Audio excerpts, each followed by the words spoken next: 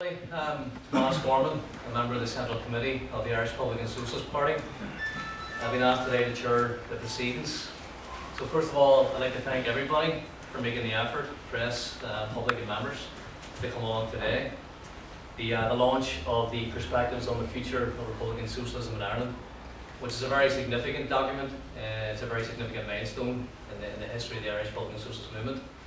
It came amidst a very sort of great process of change for the movement, and it states who we are as the Irish Republican Socialist Party, where we came from, and also lays out our intentions for the future. So the order of the day is we've got two presentations. We have one from Terry Robinson, who's a founder member of the IRSP, IRSM, also the author, co-author of the Perspectives document. And second of all, we have another presentation from Paul Little, another Central Committee member of the IRSP, who's going to give us a more detailed analysis of the document. So I'd like you all to welcome Mr. Terry Robinson.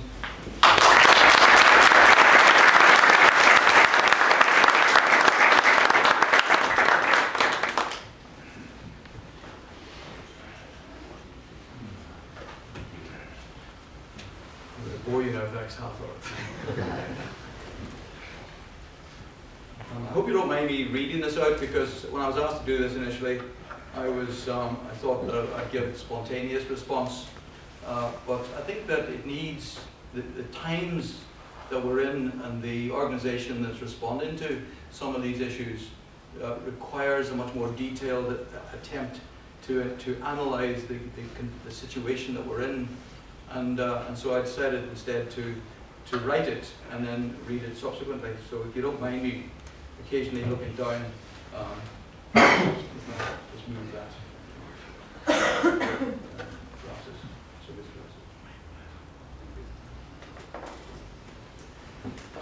And there are a number of issues, I think, that I've tried to focus on. The document that you've got in front of you, the Perspectives document, is really a much more comprehensive analysis of the situation in Ireland and what the IRSP should be doing to try and counter or combat some of these issues. So what I've done instead, because there are issues about women which really deserve to be discussed in this and others, that I've concentrated instead on the response, the working class response to the spending review, which I think socialists really should take very seriously and attempt to analyse carefully. And the other one, of course, which is an ongoing problem for Republicans, is the issue of how you deal with the police in the north, and I've attempted to deal with that as well. So those are the two principal areas that I want to concentrate on, as well as discussing a couple of issues about how we came about, where we came from, and what our role is. So I want to take this opportunity at the outset of thanking the leadership of the Republican Socialist movement for inviting me to address this gathering, so that the two documents which are being launched today can reach our working class audience and be used as a tool in raising their consciousness and in developing strategies to build a serious political opposition to the Tories and their Irish collaborators. And if you're worried about the shake of my right arm, it's got nothing to do with whiskey. My contribution this afternoon is to focus on the building of the socialist society in Ireland, which is, at the end of the day, is what we're really all about. In setting out the ideas contained in the programme of the IRSP, it is important at all times to recognise and acknowledge the roots of the movement, and also acknowledge as socialist revolutionaries that our function and role is to seek to expose the opportunism of those who describe themselves as socialists, but who nonetheless have engaged with every conservative administration in the Free State and in Britain to lever themselves into power. And I'm sure you know who I'm talking about. The pathetic spectacle of the Sinn Féin leadership attempting to address the current financial crisis by announcing a series of irrelevant measures designed to assist the coalition governments at Stormont and Westminster was at least embarrassing and at worst politically damaging. It should not be the function of socialist revolutionaries to assist in propping up the northern states any more than it should be the function of socialist revolutionaries to provide excuses for the continuation of this capitalist system. Of course, many cynics will point to the IRSP and demand that its members get real. McCann or McGuinness constantly tells us to get real. and deal with the realities of life in the 21st century. But what I say is, tell that to the millions of French workers and students who threatened to bring the state to its knees through strike action and boycott in their campaign of opposition to state-imposed cuts. Tell that to the millions of working class people who are going to be adversely affected by the measures expected to be introduced by British Chancellor George Osborne, Stormont Finance Minister Sammy Wilson, and inevitably by the Irish Finance Minister Brian Lenihan. And now we hear that 30 CEOs of major companies, including Tesco and Asda, support the austerity measures, and still the banks pay out massive bonuses to their executives and additional rewards to their investors. Does the IRSP have an answer to these problems? And I believe that it does. Some of it is contained in the documents you've got in front of you.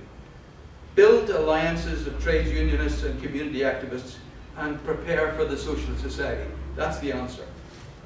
Bring the state to its knees and build the socialist society. Nationalize the banks and financial institutions and build the socialist society. Abolish the border, reunite the nation, and start to build the socialist society. There is no other answer to the global financial crisis.